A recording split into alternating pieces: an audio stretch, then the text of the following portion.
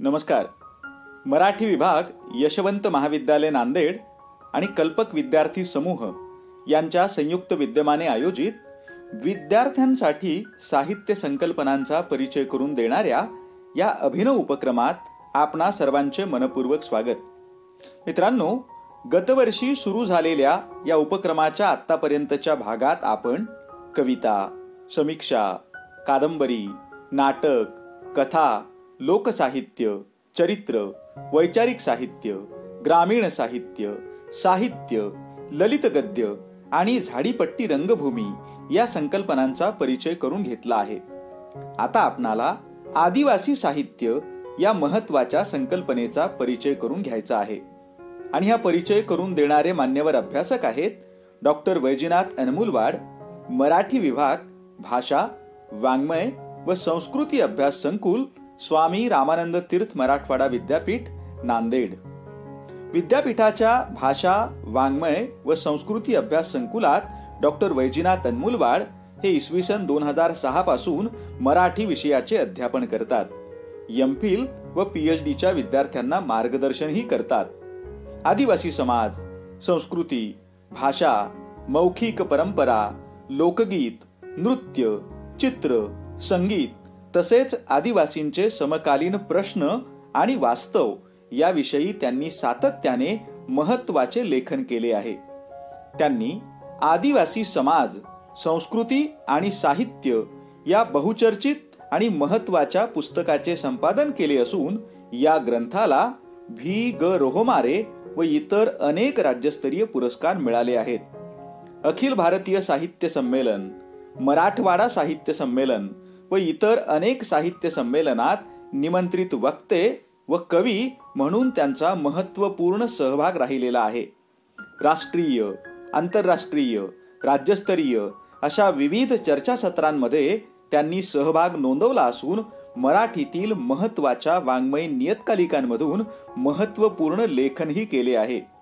याशिवाय विविध जबाबदाऱ्यांचे त्यांनी निर्वहन केले असून त्यामध्ये ललित व प्रयोगजीवी कला संकुलाचे ऑगस्ट 2018 ते जून 2020 या कालावधीत समन्वयक, राज्याच्या सांस्कृतिक कार्य संचालनालयाच्या लोक कलावंत निवड समितीचे सदस्य, आंचलिक जनजाती विकास मंच, रमणिका फाउंडेशन नवी दिल्ली यांच्या महाराष्ट्र राज्य समितीचे अध्यक्ष, अखिल भारतीय बालकुमार साहित्य समिती शाखा नांदेडचे कार्याध्यक्ष, गुलबर्गा विद्यापीठाच्या मराठी अभ्यास मंडळाचे सदस्य अशा महत्त्वाच्या जबाबदाऱ्यांचा यामध्ये समावेश आहे.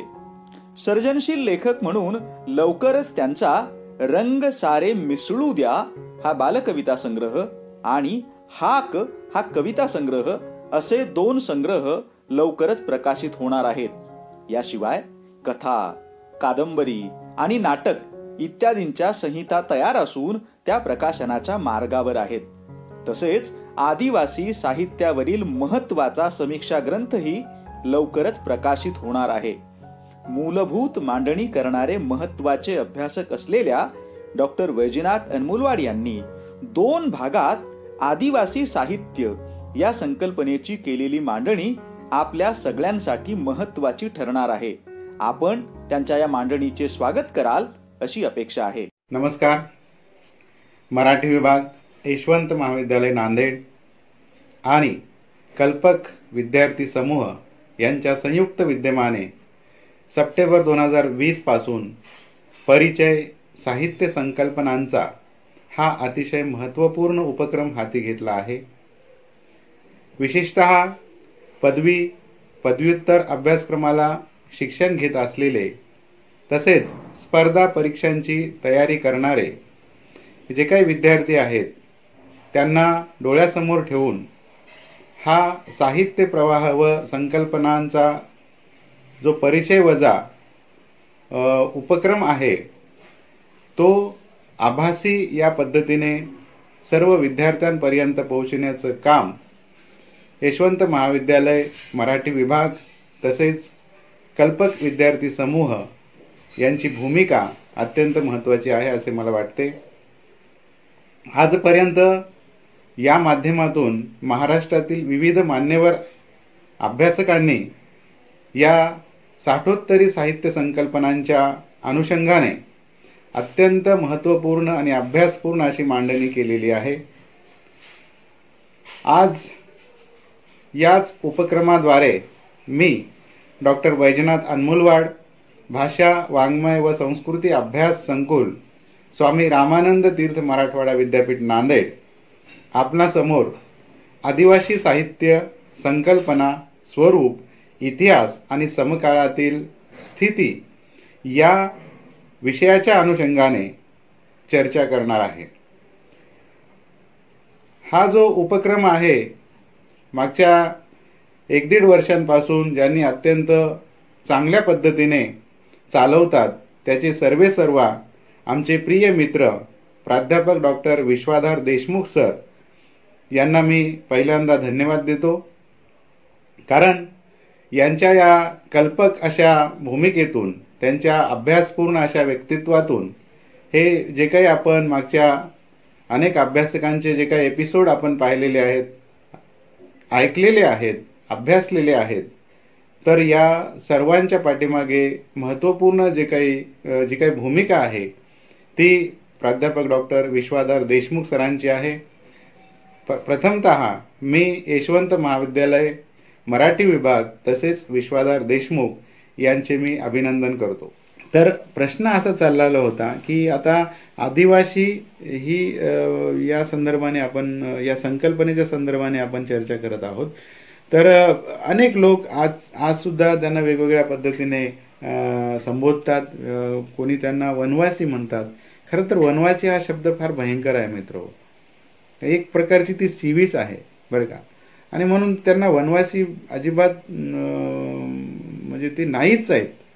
ते खरं तर मूळ निवासी आहेत, ते आदिवासी आहेत, ते या धरतीचे तेच खरे मालक आहेत। आणि मालकाला आपण वनवासी म्हणतो। वनवासी हा शब्द फार वेगळा आहे आणि तो वेगळ्या संस्कृतीतून आलेला शब्द आहे।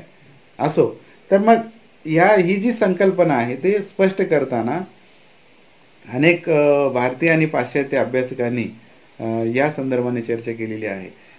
एक डॉक्टर विनायक तुमराम यांचं आवर्जून या ठिकाणी मी उल्लेख करतो। त्यांनी आदिवासी साहित्य स्वरूप आणि समीक्षा नावाचा ग्रंथ त्यांनी प्रकाशित केलेला होता 94 साली, 1994 मध्ये। खरं तर त्यांनी PhD साठी हा विषय घेऊन संशोधन केला। 10 वर्षे त्यांनी जवळपास अभ्यास केला आणि मग पदवी वगैरे मिळाली। त्यानंतर त्यांनी दभी कुलकर्णी यांच्या मार्गदर्शनाने या ग्रंथाची निर्मिती केली आणि तो ग्रंथ एक सुरुवातीच्या काळातला एक महत्त्वाचा समीक्षा ग्रंथ म्हणून पुढे आला आणि अनेक अभ्यासक, संशोधक, विद्यार्थी या ग्रंथाचा आधार घेतात। खरं तर त्या काळामध्ये नुकतंच कुठंतरी आदिवासी साहित्याला प्रारंभ होत होतं आणि त्या माध्यमातून काही पहिल्या किंवा दुसऱ्या पिढीतले लोक लिहायला लागले, बोलायला लागले, वाचायला लागले आणि त्यापैकीच एक विनायक तुमराम होत।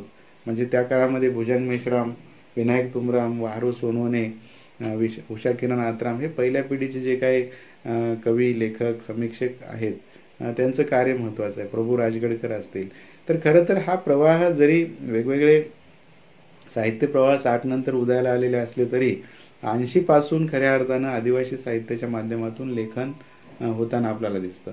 तर या लेखनाचे 2 प्रकार आहेत, एक लिखित साहित्य आणि दुसरं अलिखित साहित्य। तर आपण प्रामुख्याने लिखित साहित्याचाच या ठिकाणी उल्लेख करणार आहोत।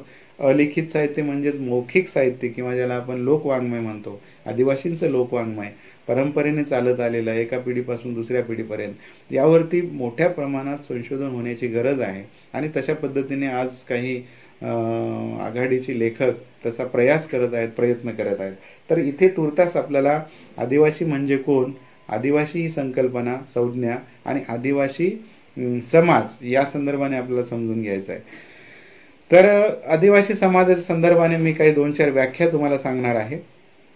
तर त्या व्याख्या अशा आहेत की पाश्चात्य मानवशास्त्रज्ञांनी आदिवासी या संकल्पनेचा अभ्यास करून वेगवेगळ्या व्याख्या केलेल्या आहेत, ज्यातून आदिवासींच्या मूल तत्वाची साक्ष पडते।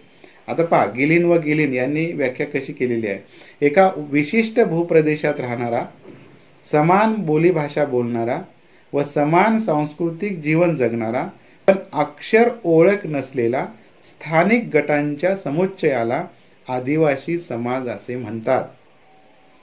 त्यानंतर यातून आपल्याला असं लक्षात येतं की विशिष्ट भूभागात वास्तव्य करणारा, समसमान बोलीभाषा बोलणारा, अज्ञानी पण एकसंध राहणारा, सांस्कृतिक जीवन जगणारा मानव समूह आदिवासी या गटात मोडतो असा भावार्थ सांगितला जातो.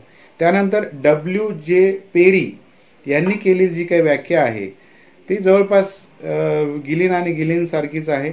समान बोलीभाषा बोलणारा व एकाच समान भूप्रदेशावर वास्तव्य करणाऱ्या समूहाला आदिवासी समाज असे म्हणतात. त्यानंतर डॉक्टर रिव्हर्स यांची व्याख्या आपण बघू. ज्या समूहातील सदस्य एक समान बोलीभाषा बोलतात, युद्ध वगैरे सारख्या उद्दिष्टपूर्तीकरिता एक होऊन झटतात, अशा सरळ व साध्या सामाजिक समूहाला आदिवासी समाज असे म्हणतात. असे सांगून आदिवासींच्या एकतेची, सामाजिक बांधिलकीची आणि युद्ध व इतर उद्दिष्ट साधण्यासाठी एकत्रित झगड्याच्या प्रश्नावर प्रकाश टाकलेला आहे. आता पहा, राल्फ पिडिंग्टन यांची व्याख्या आपण पाहू. आदिवासी हा समाज बोली बोलणारा, एकाच भूप्रदेशात वास्तव्य करणाऱ्या आणि सांस्कृतिक एकजिनसीपणा बाळगणाऱ्या लोकांचा गट होय असं त्यांनी म्हटलेलं आहे. त्यानंतर बोगार्ट्स यांची व्याख्या अशी आहे. सुरक्षिततेची जरुरी, रक्तसंबंधाचे बंध, समान धर्म यावर आदिवासी समूह आधारलेला असतो असे त्यांनी म्हटलेलं आहे. त्यानंतर इम्पिरियल गॅजेटमध्ये समान बोलीभाषा बोलणाऱ्या, एकाच भूभागावर राहणाऱ्या, सुरुवातीस आंतरविवाही असण्याची शक्यता असणाऱ्या पण सर्वसामान्यपणे आंतरविवाही नसलेल्या व समान नाव धारण करणाऱ्या कुटुंबाच्या समुच्चयाला आदिवासी समाज असे म्हणतात. येथे समान बोलीभाषा, एकच भूभाग अशा पद्धतीने अनेकांनी व्याख्या केलेली आहे. तर भारतीय अभ्यासकांचे आपण 1-2-4 व्याख्या पाहणार आहोत आदिवासी समाजाच्या संदर्भाने. आता पहा, 19व्या शतकातील मानववंश शास्त्रज्ञांनी आदिवासी समाजाची जी संज्ञा विकसित केली त्या संज्ञेला अनुसरून भारतीय मराठी अभ्यासकांनी आदिवासी या संज्ञेचा व्यापक अर्थ सांगितलेला आहे. आता यामध्ये D.N. मुजुमदार हे एक समाजशास्त्रज्ञ आहेत भारतीय. समान नाव असणारा, एकाच भूभागावर वास्तव्य करणारा, एकच भाषा बोलणारा व विवाह, व्यवसाय इत्यादी बाबतीत समान निषेध नियमांचे पालन करणारा व परस्पर उत्तरदायित्व निर्माण करण्याच्या दृष्टीने एक पद्धतशीर व्यवस्था स्वीकारणाऱ्या कुटुंबाचे किंवा समूहांचे एकत्रीकरण म्हणजे आदिवासी समाज होय. त्यानंतर तर्कतीर्थ लक्ष्मण शास्त्री जोशी यांनी केलेली व्याख्या आपण पाहू. नागर संस्कृतीपासून दूर व अलिप्त राहिलेले संबंधित प्रदेशातील मूळचे रहिवासी म्हणजे आदिवासी होय. त्यानंतर पंडित महादेव शास्त्री जोशी यांची व्याख्या आपण पाहू. आर्य व द्रविड हे भारतातील 2 मोठे मानव समाज सोडून त्यांच्याही पूर्वी भारतात राहणाऱ्या किंवा बाहेरच्या देशातून येऊन वने व पर्वत यांच्या आश्रयाने स्थायिक झालेल्या जमातींना व जातींना आदिवासी म्हणतात. यात आर्य अनार्य भीषण संघर्षातून वने पर्वत रांगेत डांबला गेलेला आदिवासी तोच प्रथम नागरिक आहे असा उल्लेख येतो. मदन आणि मुजुमदार यांनी केलेली व्याख्या आपण पाहिली. Doctor B.H. मेहता म्हणतात, आदिवासी या शब्दाच्या वापरामुळे अडचणी निर्माण होतात. आदिवासी ही पृथक संघटना असून मानवी इतिहासात तिने महत्वाची भूमिका निभावली आहे. त्यामुळे मूळ म्हणून तिचा स्वीकार करण्यात आलेला आहे. म्हणजे मूळ आदिवासी जमाती आहेत या. त्यानंतर गुरुनाथ नाडगोंडे यांची व्याख्या महत्वाची आहे.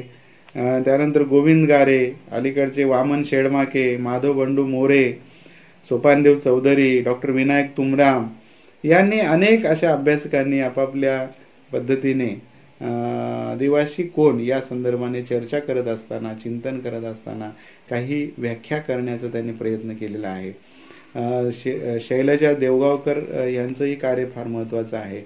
तर याही संदर्भाने आपण पाहतो किंवा वेगवेगळ्या कोश वाङ्मय असतील किंवा संस्कृती कोश असेल, यामध्ये सुद्धा भारतीय आदिवासींच्या संदर्भाने विस्तृत अशी माहिती दिलेली आहे. जिज्ञासूंनी ही सगळी माहिती तपासून पाहावी. वेगवेगळे शब्दकोश आहेत, त्या शब्दकोशांमध्ये आदिवासी म्हणजे काय, आदिम म्हणजे काय, आदी म्हणजे काय, आदी वगैरे वगैरे या संदर्भाने व्यवस्थित अशी तुम्हाला त्यामध्ये चर्चा केल्याचं दिसून येते, लेखन केल्याचं दिसून येते. तर आदिवासी शब्दाच्या अनेक ज्या काही छटा आहेत, त्याच्या काही अर्थछटा आहेत, ते पण तुम्हाला समजून घेता येतात.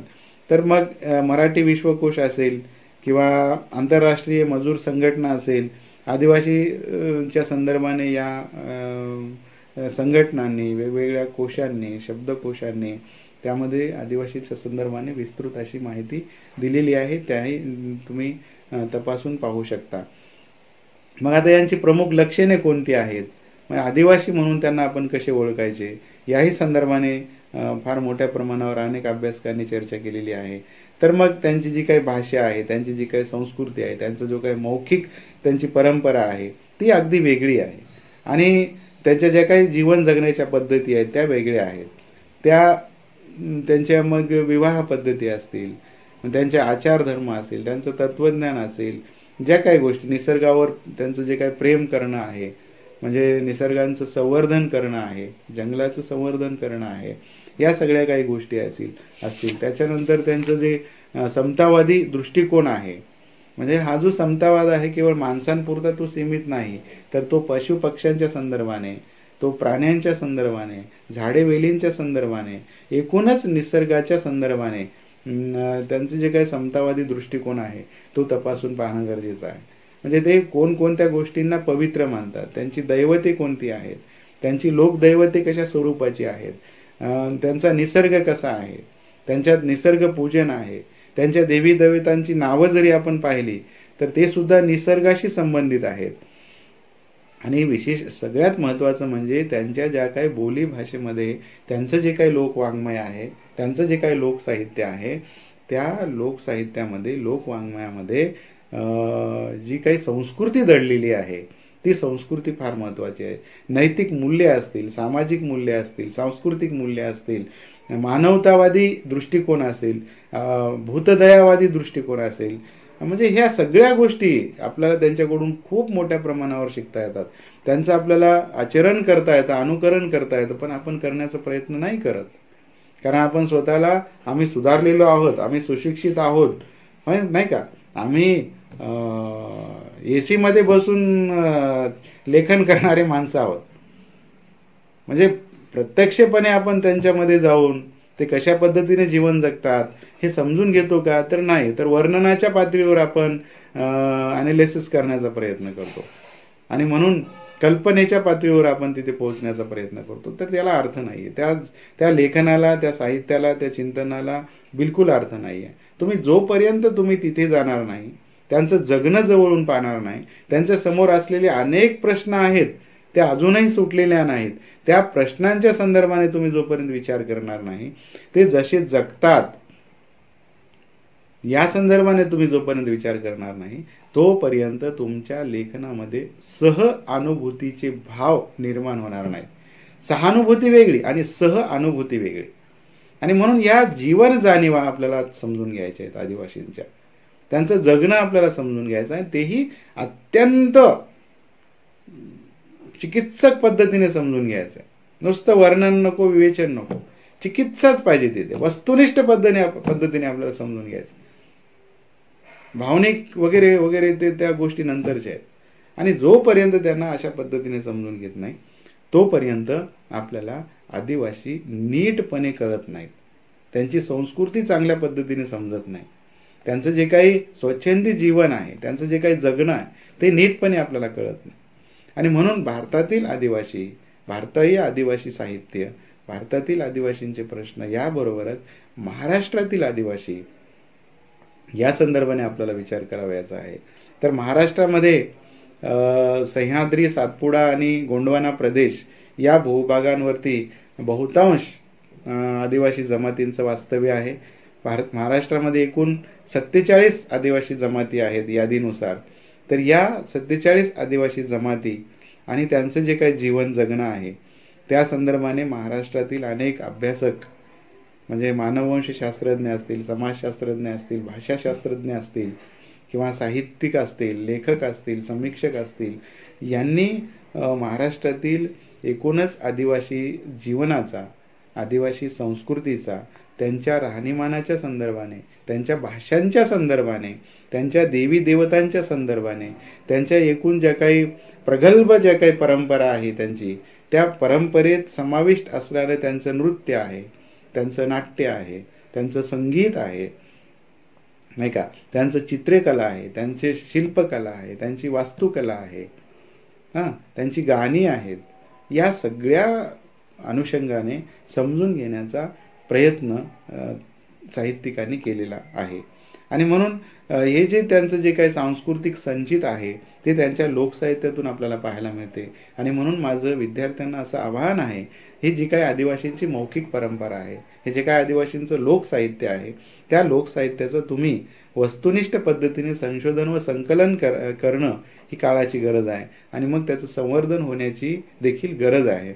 आणि जोपर्यंत तुम्ही संकलन संशोधन करणार नाही, त्यांचं लोकसाहित्य समजून घेणार नाही, त्यांची जी काही मौखिक परंपरा आहे ती त्या भाषेत चालत आलेली ही जी काही परंपरा आहे त्याचं कुठंतरी संकलन करून ते तुम्ही लिपिबद्ध करणार नाही, तोपर्यंत यांची जी काही संस्कृती आहे ती संस्कृती किंवा त्यांचे जे काही विचारधारा आहेत त्या विचारधारा टिकणार नाहीत. कारण आपण पाहतो की रोज भाषा मरत आहेत. म्हणजे त्यामध्ये प्रामुख्याने भारताचा पहिला क्रमांक लागतो भाषा मरण्यामध्ये. भारतामध्ये इतक्या वेगाने भाषा मृत होत आहेत, तर यामध्ये बहुतांश आदिवासींच्या भाषा मृत होत आहेत. गणेश देवी नेहमीच उदाहरण देतात की अंदमान निकोबारमध्ये गो नावाची एक भाषा बोलणारी एक आदिवासी जमात होती आणि ती गो भाषाच होती. तर शेवटी 2010 मध्ये त्यामध्ये जी एक वृद्ध महिला उरलेली होती एकमेव, आणि ती वयाच्या 85व्या वर्षी ती मरण पावली. आणि तिच्याबरोबर हजारो वर्षांची जी काही 65,000 वर्षांची जी काही वाङ्मयीन परंपरा होती त्या भाषेतली, जे काही ज्ञान होतं त्या भाषेतलं, जी काही ती भाषा होती, त्याचे जे काही शब्द होते ते तिच्याबरोबर संपून गेले. आणि म्हणून एक भाषा जर संपते तर त्या भाषेबरोबर फक्त ती भाषा संपत नाही, तर त्या भाषेत असलेलं साहित्य संपते, त्या भाषेत असलेली संस्कृती संपते, त्या भाषेत असलेले जे काही मूल्य आहेत, मूल्य विचार आहेत, ते मूल्य विचार संपून जातात. म्हणजे एकूणच त्या भाषेतलं जे काही वैविध्य आहे ते वैविध्य आणि त्याचं जे काही महत्त्व आहे ते महत्त्व संपून जातं. आणि म्हणून ज्या भाषांना लिपी नाही, ज्या बोलींना लिपी नाही, त्या बोली ज्या काही आपण ज्या मराठीमध्ये किंवा त्या प्रमाण भाषेमध्ये आपण त्या लिहून ठेवणं गरजेचं आहे. आणि मग तरच त्यातलं जे काही ज्ञान भांडार आहे ते पुढच्या पिढीला नक्कीच उपयोगी पडणार आहे. म्हणून आपलं हे पहिलं कर्तव्य असलं पाहिजे की आपण या पद्धतीने त्याच्याकडे लक्ष दिलं पाहिजे. तर त्यांच्या ज्या काही स्वतंत्र बोली आहेत, बोली भाषा आहेत, त्या बोली भाषा सुद्धा आपल्याला समजून घ्यायच्या आहेत. म्हणजे इथं भिलोरी भाषा आहे, इथं कातकरी भाषा आहे, इथे कोरकू भाषा आहे, इथे गोंडी भाषा आहे, इथे परदानी भाषा आहे, इथे ठाकरी आहे. हे नीटपणे कळतं. आणि म्हणून आपल्याला या सगळ्या गोष्टी समजून घ्यायच्या आहेत. आता काळ झपाट्याने बदलत चाललेला आहे. समाज व्यवस्थेतील नीती, धर्म, नैतिकता, संस्कृती इत्यादी मूल्यांची गतीने ऱ्हास होत चाललेली आहे. जल, जमीन आणि जंगलावरचे अधिकार हिरावून गेल्यामुळे आदिवासी आता हातबल झालेला आहे. त्याची अर्थव्यवस्था केव्हाच कोलमडून पडलेली आहे. त्याच्या अस्मितेला देखील तडे गेली आहेत. आता तर त्याचे अस्तित्व देखील धोक्यात येत आहे. रामायण महाभारत काळात त्याची जी अवहेलना झाली तीच वेळ कमी अधिक प्रमाणावर आदिवासी वर आलेली आहे आजच्याही काळात आपण पाहतो. तर मग बदलत्या कॉर्पोरेट भांडवलशाहीत मूठभरांच्या प्रगत अर्थव्यवस्थेचा विचार करत असताना आदिवासींची अर्थव्यवस्था त्यांच्या जीवनाला खरोखरच न्याय देणारी आहे का, असू शकते का, हा प्रश्न आदिवासी चळवळीत, आदिवासी साहित्य चळवळीत काम करणाऱ्या कार्यकर्त्यांना, कवी कलावंतांना, राजकारण्यांना पडणे गरजेचे आहे. आणि म्हणून याविषयी अनेक आदिवासी लेखक कवींनी उल्लेख केलेला आहे. आणि म्हणून स्वतः आदिवासी समाजानेच विचार केलेला बरा असंही काहींचा सूर आहे. म्हणून जे काही कुबडे आहेत, कुबड्यांचा दुबळा आधार घेऊन चालण्यापेक्षा स्वतःच्या पायावर आणि जीवावर चालणे हे कधीही बरे. म्हणून तुम्ही जे काही तुम्ही आदिवासी आहात, जोपर्यंत तुम्ही स्वतः ठरवणार नाही विकासाच्या बाबतीत, तोपर्यंत तुमचा विकास, कुठल्याही प्रकारचा विकास होणार नाही, असाही सूर अनेक कवी लेखकांनी आपल्या साहित्याच्या माध्यमातून उमटवलेला आहे. आणि मग आदिवासी साहित्यातील जे काही वेगळेपण आहे, आदिवासी साहित्यात आलेलं जे काही चित्रण आहे, त्याही संदर्भाने आपल्याला समजून घ्यायचं आहे. साहित्यिकांची जी काही भूमिका आहे, याही संदर्भाने आपल्याला समजून घ्यायचं आहे. आणि मग जी काही ऐतिहासिकता आहे साहित्यातील, त्या ऐतिहासिकतेच्या संदर्भाने आपल्याला काही काही गोष्टी आपल्याला समजून घ्यायच्या आहेत. त्या म्हणजे आदिवासी साहित्य प्रवाह हा जो शब्दप्रयोग इतर साहित्य प्रवाहांमध्ये मराठी वाङ्मय व्यवहारात सहजपणे उच्चारला जात आहे, यावरून आदिवासी साहित्याची वाटचाल योग्य दिशेने प्रवास करत असल्याचे आपल्या सहज लक्षात येते. आणि म्हणून आज आपण पाहतो की आदिवासी साहित्य ही जी संकल्पना आहे ती आता बहुरूढ तर झालेलीच आहे, पण या संकल्पनेच्या अंतर्गत अनेक विपुल प्रमाणात लेखन होत आहे. आणि नुसतं ते लेखन संख्यात्मक नाही, तर हे लेखन गुणात्मक दृष्टीने फार महत्त्वाचं आहे. आणि म्हणून त्यांचा जो काही इतिहास आहे, संस्कृती आहे, भाषा आहे, हे सगळं जे काही समाजाचे ठळकपणे प्रतिबिंब त्या साहित्यामध्ये आज उमटत आहेत. स्थानिकतेबरोबरच व्यापकतेचं भान आदिवासी साहित्यिकांना असणे आवश्यक आहे.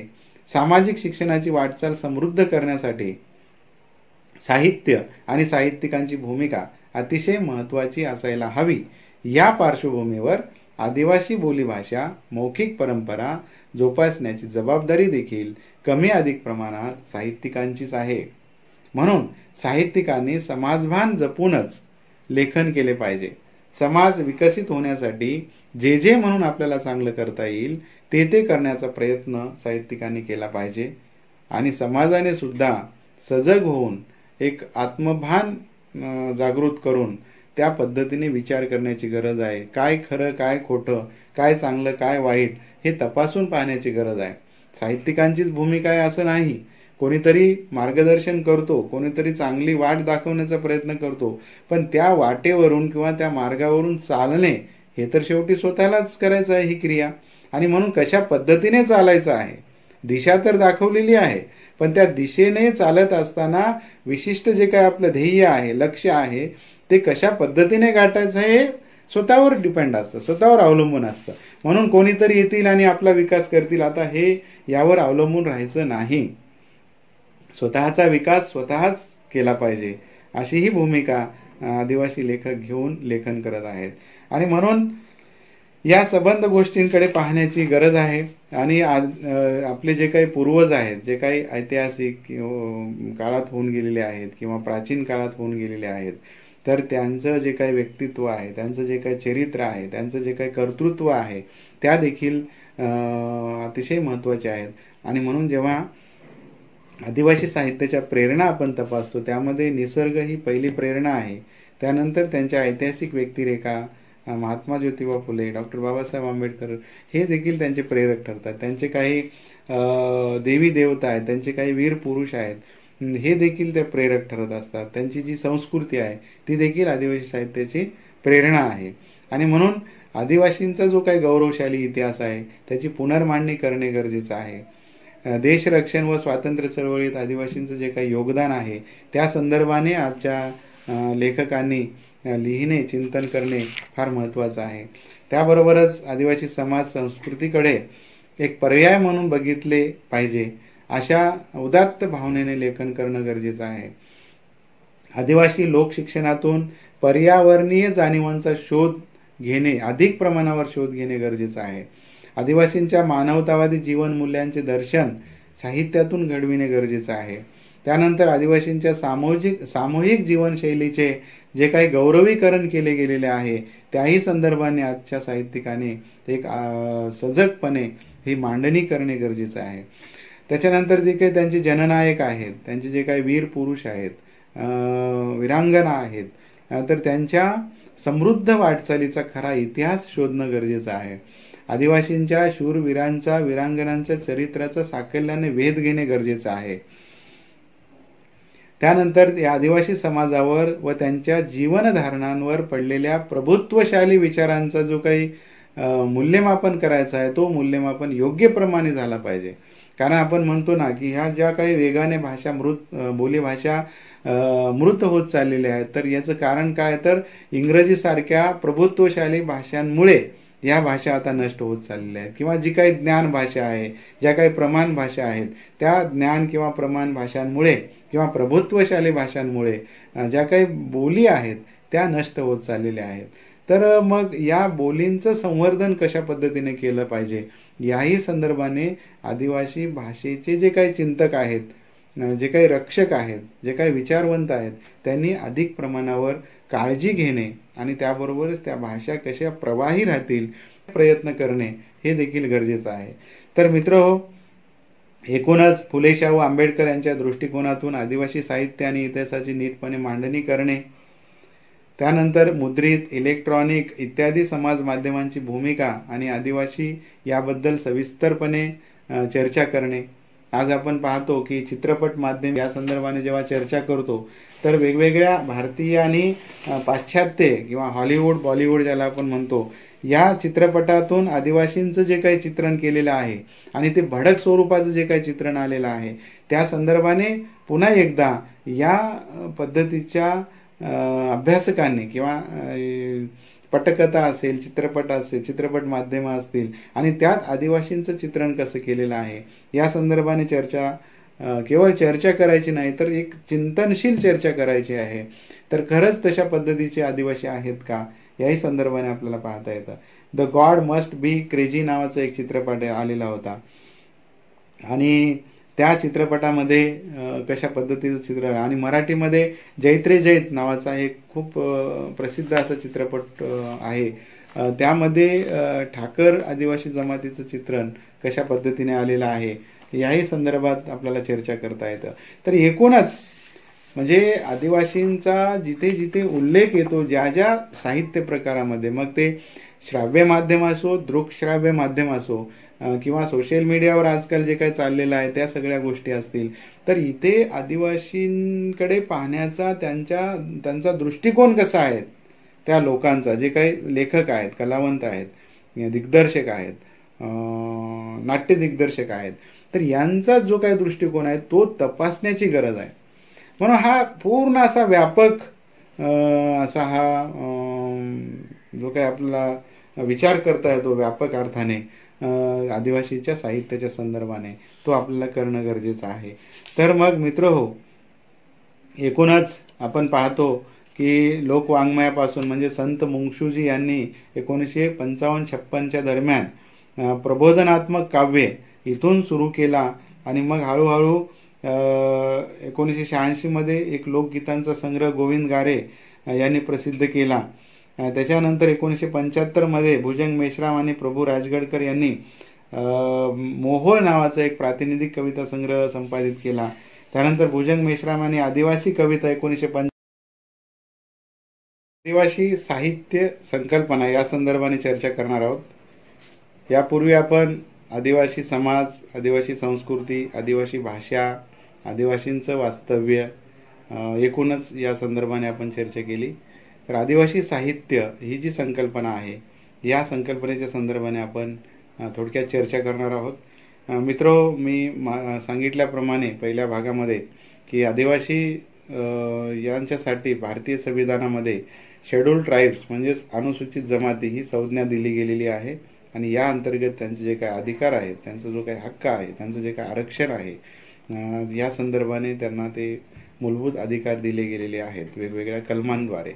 तर मग ह्या आदिवासींचं साहित्य कशा पद्धतीचं आहे आणि त्या साहित्याचं जे काही योगदान आहे, त्या साहित्याचं जी काही व्याप्ती आहे किंवा वाटचाल आहे ही कशा प्रकारची आहे हे आपण समजून घेऊ. तर एकूणच जागतिक पातळीवर आपण जेव्हा आदिवासींच्या संदर्भाने विचार करतो तर भारताबरोबरच जगामध्ये बहुतांश ठिकाणी आदिवासींचं वास्तव्य आहे. एक युरोप खंड वगळता बाकी सगळ्या खंडांमध्ये, 6 खंडांमध्ये आदिवासींचं वास्तव्य असलेलं दिसून येतं. तर आता मग वेगवेगळ्या देशांमध्ये या म्हणजे आदिवासी साहित्याला काय म्हटलं गेलेलं आहे, तर आफ्रिकन कंट्रीमध्ये, त्याबरोबरच युरोप आणि अमेरिकन कंट्रीमध्ये, ऑस्ट्रेलियामध्ये, इंग्रजीमध्ये आणि भारतामध्ये कशा पद्धतीने आदिवासी साहित्याची ही जी काही आहे ते कशा पद्धतीने उल्लेख केलेला आहे ते आपण पाहूयात. तर युरोप आणि अमेरिकामध्ये याला आपण अमेरिकन लिटरेचर किंवा कलर्ड लिटरेचर किंवा नेटिव्ह अमेरिकन लिटरेचर असं म्हटलं गेलेलं आहे. स्लेव्ह लिटरेचर पण तिथे म्हटलं जातं. त्यानंतर आफ्रिकन कंट्रीजमध्ये ज्या काही 52 देश आहेत आफ्रिका खंडामध्ये, तर त्याच्यामध्ये त्यांनी ब्लॅक लिटरेचर असं म्हटलेलं आहे. ऑस्ट्रेलियामध्ये ॲबोरिजिनल लिटरेचर असं म्हटलेलं आहे. इंग्लंड म्हणजे इंग्रजीमध्ये इंडिजिनस लिटरेचर किंवा फर्स्ट पीपुल लिटरेचर किंवा ट्रायबल लिटरेचर असं म्हटलं गेलेलं आहे. ट्रायबल हा शब्द आपण इंग्रजीतून स्वीकारला. त्यानंतर भारतामध्ये हिंदी किंवा अन्य भाषांमध्ये याला सामान्यतः आपण आदिवासी साहित्य असं म्हणतो आणि ही जी संकल्पना आहे ती आता रूढ झालेली आहे.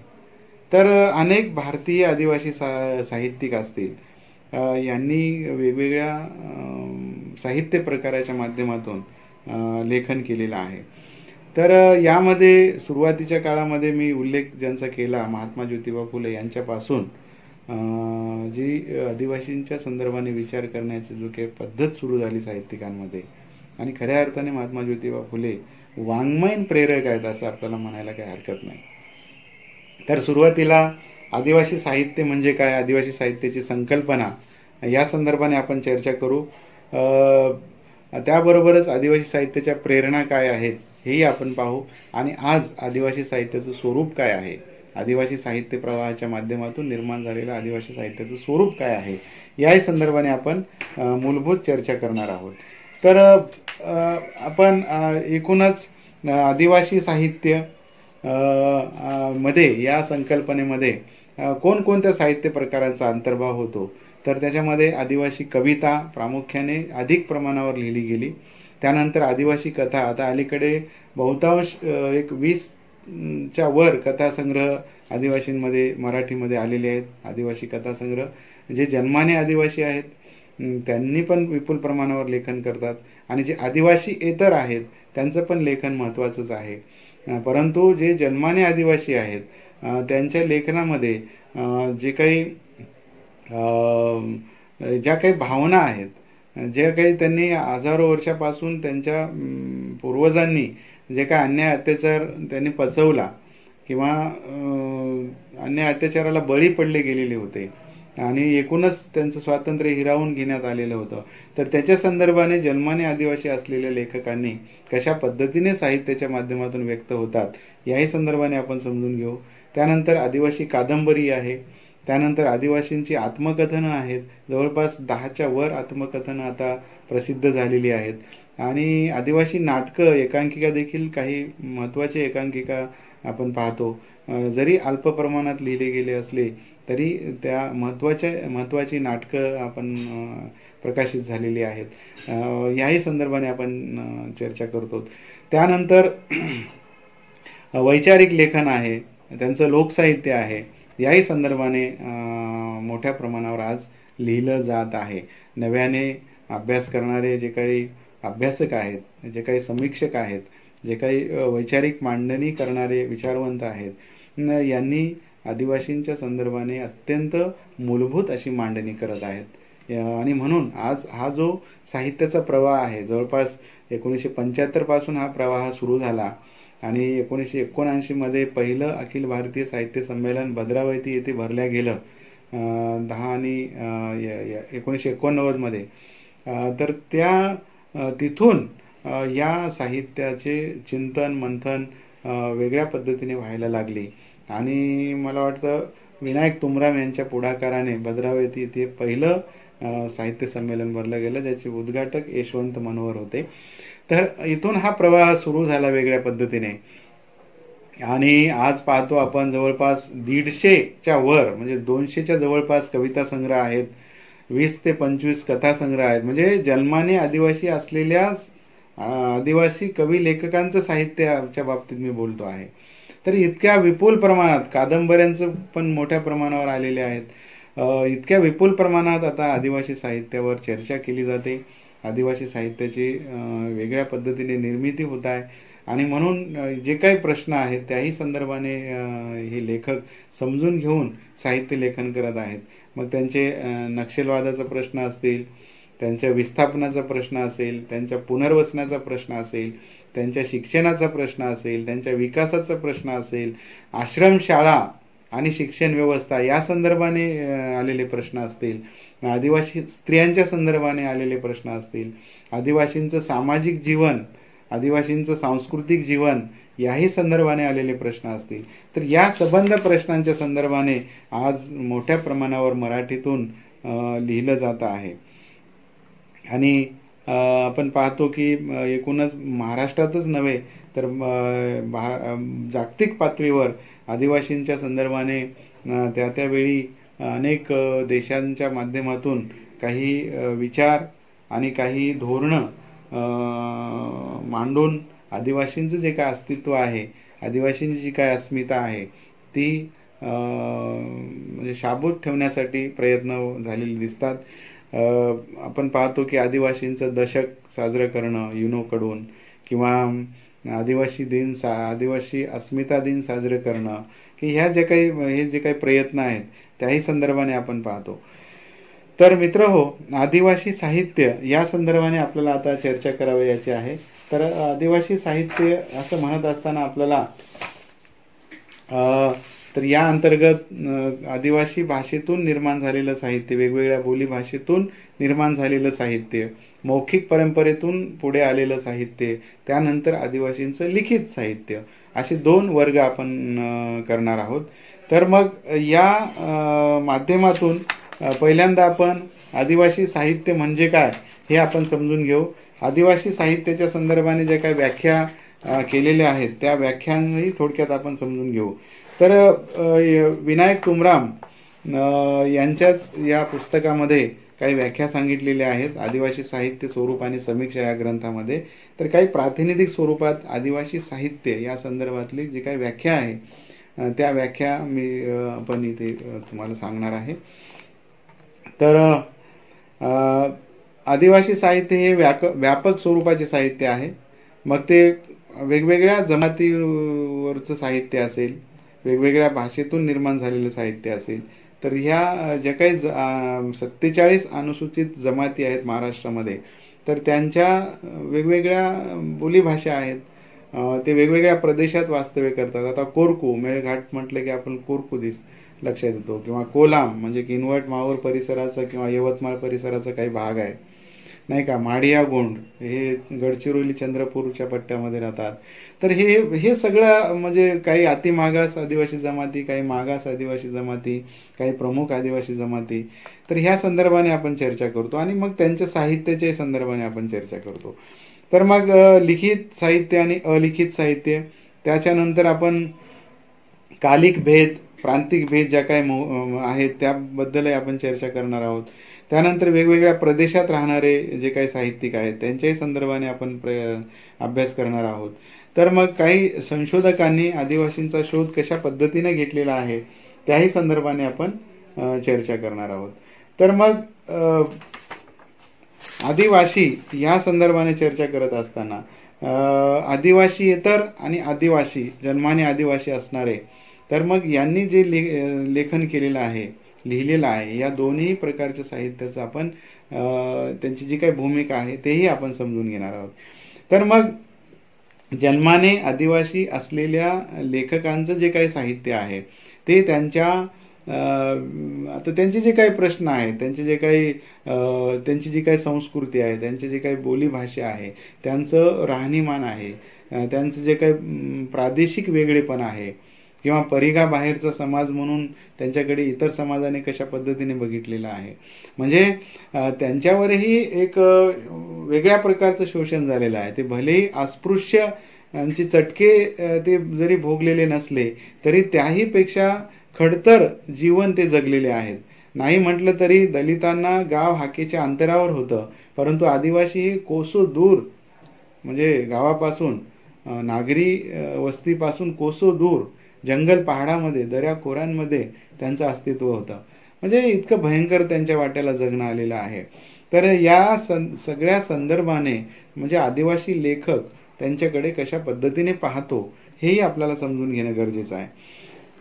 तर मग एकूणच विनायक तुमराम यांनी त्यांच्या ग्रंथामध्ये आदिवासींच्या वेगवेगळ्या जमातींच्या संदर्भाने साहित्याची निर्मिती कशी झाली हे चर्चा केलेली आहे. जिज्ञासूंनी ते पुस्तक मिळवून वाचन करणं गरजेचं आहे. तर आता मी हे जे काही समाज वास्तव आहे ते सांगितलेलं आहे, एकूणच बहुजन समाज आणि आदिवासी समाज. तर मग आता आपल्याकडे असं म्हटलं साहित्य प्रवाह आहे, तो साहित्य प्रवाह नीटपणे समजून घ्यावेत असं मला वाटतं. मग आदिवासी कविता असेल, आदिवासी कथा असेल, आदिवासी नाटक असेल, आदिवासी कादंबरी असेल, आदिवासींचं वैचारिक लेखन असेल, समीक्षा असेल, संशोधन असेल, आदिवासींचे काही संदर्भाने मिथकं आलेली आहेत त्या संदर्भाने चर्चा असेल, तर या संदर्भाने आपण सगळ्यांनी समजून घेणं गरजेचं आहे. तर अशा पद्धतीने एकूणच आदिवासी साहित्याचे अभ्यासक, आदिवासी साहित्याचे हितचिंतक आणि आदिवासी साहित्याचे संवर्धक, रक्षक आणि आदिवासी साहित्यावर प्रेम करणारे सर्व माझे बांधव आदिवासी साहित्याकडे वेगवेगळ्या पद्धतीने पाहणं गरजेचं आहे. मी जाता जाता काही विषय म्हणजे कशा पद्धतीने अभ्यास केलेला आहे, केला जावा या संदर्भाने मी समोर ठेवेन आणि आटोपशीर घेईन, कारण वेळ खूप झालेला आहे. तर मित्रहो, आदिवासी कथा वाङ्मयातील सामाजिक व सांस्कृतिक जीवन, कादंबरी वाङ्मयातील सामाजिक जीवन दर्शन, आत्मकथांतील समाज वास्तव, आदिवासी कवितेतील श्रम संस्कृती आणि वास्तवता, आदिवासींचं वैचारिक साहित्य आणि वेगळेपण, आदिवासी चरित्र वाङ्मयाचे महत्त्व आणि योगदान, लोकसाहित्य आणि मौखिक परंपरा आदिवासींचं, आदिवासी साहित्य व बोली भाषा, आदिवासी साहित्य व निसर्ग जाणीवा, विविध आदिवासींच्या विविध चळवळी आणि आदिवासी मराठी साहित्य, आदिवासी मराठी साहित्यातील स्त्री चित्रण, विविध परंपरा व आदिवासी मराठी साहित्य, आदिवासींचं वैद्यकशास्त्र, वनस्पतीविषयक ज्ञान, कला विश्व, नाट्य व नृत्याविष्कार, सामाजिक संघर्ष, स्वातंत्र्य संग्रामातील योगदान, विस्थापन एक सामाजिक संघर्ष, कुपोषण एक सामाजिक संघर्ष, शिक्षण, आदिवासींचं शिक्षण आणि वास्तवता, महाराष्ट्रातील वेगवेगळ्या आदिवासी आश्रमशाळा, तेथील शिक्षण आणि आदिवासी मुलं याही संदर्भाने आपल्याला चिंतन करायचं आहे. आदिवासी भाषा आणि बोलीभाषा, समकालीन प्रश्न, अतिशय महत्त्वाचा हा मुद्दा आहे. आदिवासींचे समकालीन प्रश्न आणि समाज या संदर्भाने आपल्याला चर्चा करावयाची आहे. त्यानंतर जंगल कायदा, पेसा आणि आदिवासींचे जीवन, नक्षलवादी चळवळ आणि आदिवासी, गोटूल संस्कार केंद्र आणि आदिवासी संस्कृती, विविध सण उत्सव आणि आदिवासी लोकवाङ्मयातील मिथके. असं विपुल अनेक प्रकार आहेत, अनेक विषय आहेत. आपल्याला खूप मोठ्या प्रमाणावर लेखन करता येतं, चिंतन करता येतं, मनन करता येतं, मांडणी करता येते. आणि आता मराठीमध्ये आदिवासी साहित्याची संकल्पना तर रूढ झालेलीच आहे. एकूणच भारतीय भाषांमध्ये आदिवासी साहित्याची संकल्पना रूढ झालेली आहे. एकूणच जागतिक पातळीवर आदिवासी समाजाच्या आणि संस्कृतीच्या आणि साहित्याच्या संदर्भाने मोठ्या प्रमाणावर विचार केला जात आहे. आदिवासींचं रक्षण, आदिवासींचं संवर्धन, आदिवासींचं आरक्षण हे कशा पद्धतीने टिकून ठेवता येतं याही संदर्भाने मोठ्या प्रमाणावर चर्चा केली जात आहे. तर मित्रहो, आपण आदिवासी समाज, आदिवासी संस्कृती, आदिवासींचे प्रश्न आणि आदिवासी साहित्य या संदर्भाने आपण मागच्या 1-1.5 तासापासून चर्चा करत आहोत. तर या ठिकाणी जे काही मला विषय दिलेला होता, आदिवासी साहित्य, संकल्पना, स्वरूप, इतिहास आणि समकाळातील स्थिती, तर या विषयाच्या अनुषंगाने मी थोडक्यात काही प्रकाश टाकण्याचा प्रयत्न केलेला आहे. तर पुन्हा एकदा मी आपल्या सर्वांचं धन्यवाद देतो की या ठिकाणी मला एक महत्त्वाचं माध्यमातून व्यक्त होण्याची संधी दिली. पुन्हा एकदा आमचे प्रिय मित्र विश्वाधार देशमुख सर, यशवंत महाविद्यालय, मराठी वाङ्मय आणि कल्पक विद्यार्थी समूह आणि एकूणच तुम्ही सर्व विद्यार्थी, अभ्यासक, समीक्षक, आदिवासी साहित्याच्या संदर्भाने कार्य करणारे अनेक कार्यकर्ते, भाषाभ्यासक या सर्वांना पुन्हा एकदा मी धन्यवाद देतो. आणि या विषयाच्या अनुषंगाने जी काही मी मांडणी केलेली आहे त्यातले जे काही विचार आहेत ते माझे विचार आहेत तुम्हाला जर काही प्रश्न वगैरे काही विचारायचे असतील तर सरांकडून माझा नंबर घ्या. केव्हाही कधीही मला या साहित्य प्रवाहाच्या संदर्भाने प्रश्न विचारू शकता. मी तुमची वाट पाहतो. धन्यवाद.